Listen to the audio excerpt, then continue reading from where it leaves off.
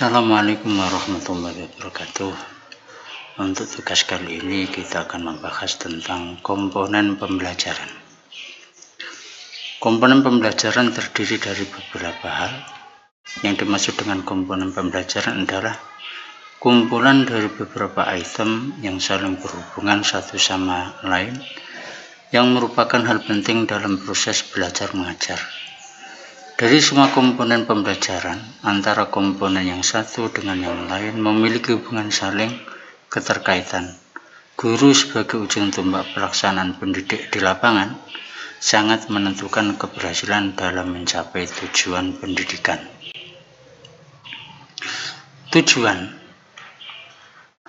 Dalam tujuan pembelajaran adalah suatu cita-cita yang ingin dicapai dari pelaksanaan suatu kegiatan. Tidak ada suatu kegiatan yang diprogramkan tanpa tujuan, karena hal itu adalah suatu hal yang tidak memiliki kepastian dalam menentukan ke arah mana kegiatan itu akan dibawa. Materi pembelajaran, substansi yang akan disampaikan dalam proses belajar mengajar. Bahan pelajaran ada dua, bahan pelajaran pokok dan bahan pelajaran pelengkap. Bahan pelajaran pokok adalah bahan pelajaran yang menyangkut bidang studi yang dipegang oleh guru sesuai dengan profesinya, disiplin keilmuannya.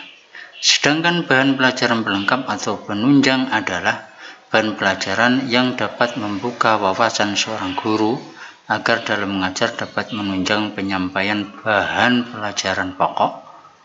Bahan penunjang ini biasanya bahan yang terlepas dari disiplin keilmuan guru, tetapi dapat digunakan sebagai penunjang dalam penyampaian bahan pelajaran pokok.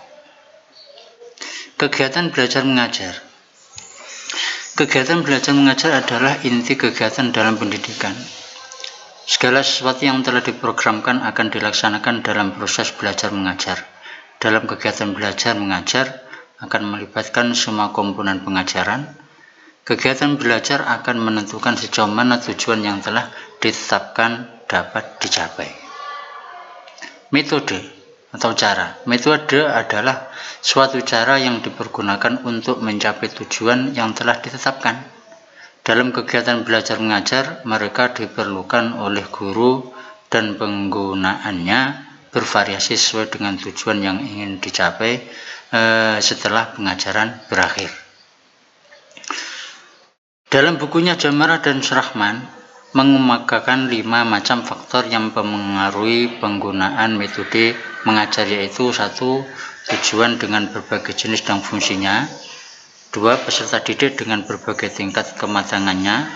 3. Perbedaan individual peserta didik. 4. Fasilitas bervariasi secara kualitas dan kuantitasnya. 5. Kepribadian dan kompetensi yang berbeda-beda. Strategi pembelajaran. Strategi pembelajaran adalah perencanaan tentang rangkaian kegiatan yang didesain dalam upaya mencapai tujuan pendidikan tertentu.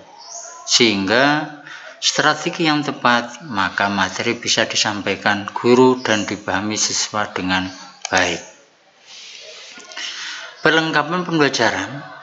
Perlengkapan pembelajaran adalah alat atau perlengkapan yang digunakan untuk melaksanakan proses pembelajaran, seperti buku siswa, silabus, rencana pelaksanaan pembelajaran atau RPP, lembar kegiatan siswa atau LKS, instrumen evaluasi atau tes hasil belajar, media pembelajaran, kalender pendidikan, rincian minggu efektif, jadwal mengajar, jadwal pelajaran, program tahunan atau prota, program semester atau prosem, itu merupakan perlengkapan pembelajaran. Menurut Rosetia, sumber-sumber belajar meliputi adanya manusia atau masyarakat, sekolah dan keluarga, buku yaitu perpustakaan, media massa, majalah, surat kabar, radio, TV dan lainnya, lingkungan alam dan sosial, alat pembelajaran, museum. Fasilitas pembelajaran. Fasilitas pembelajaran adalah sarana dan prasarana yang digunakan untuk mendukung kegiatan belajar mengajar. Fasilitas pembelajaran dapat berupa benda atau ruang yang dapat mempermudah dan melancarkan proses belajar.